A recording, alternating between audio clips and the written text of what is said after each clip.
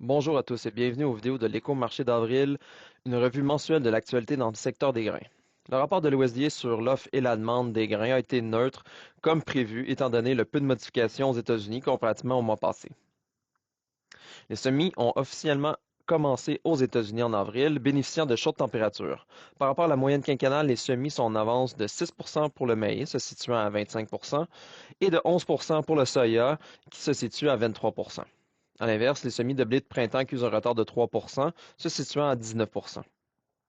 La condition du blé d'automne aux États-Unis est très faible, à 33% comparativement à l'an passé à 49%.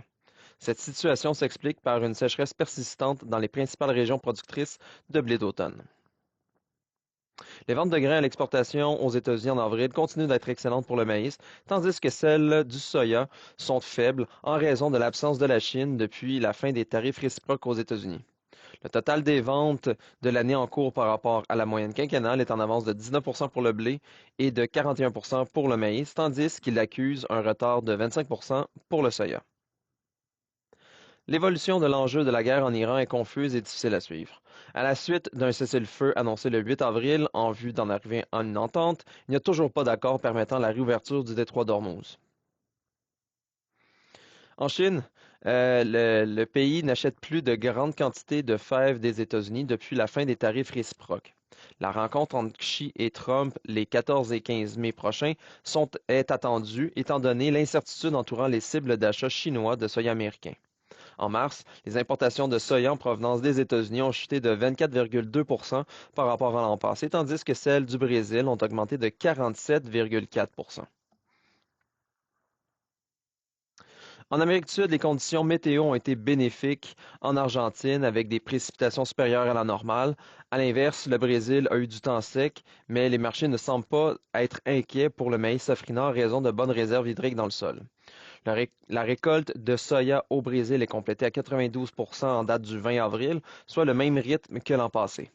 En Argentine, les récoltes sont complétées à 10% pour le soya, en retard en date du 23 avril, ce qui représente un retard par rapport à l'an passé et la moyenne des 20 dernières années. Et elle est à 27% pour le maïs, se situant très près de la moyenne des 20 dernières années.